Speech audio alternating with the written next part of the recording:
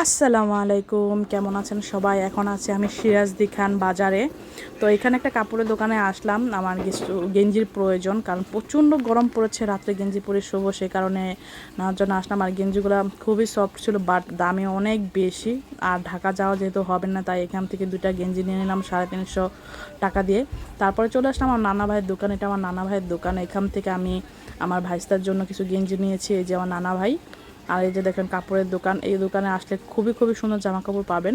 আর এ হচ্ছে নূপুর, আমি নূপুর বানাতে দিছি কারণ আমার খুবই পছন্দ।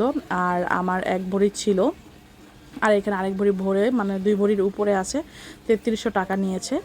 যাই হোক, আর এইদিকে আছে বেকারি। বেকারি থেকে আমি কিছু বিস্কিট নিয়ে নিতেছি, 2 পদের বিস্কিট আর রুটি এসব নিয়ে নিতেছি বাচ্চাদের জন্য।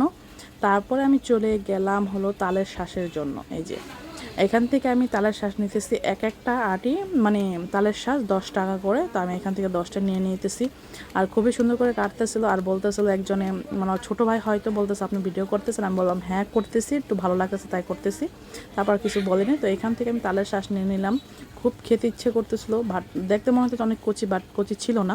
যাই হোক, কেনাকাটা শেষ, চলে যাচ্ছি বাসায়। সবাই ভালো থাকবেন, আমাদের জন্য দোয়া করবেন। আল্লাহ হাফেজ।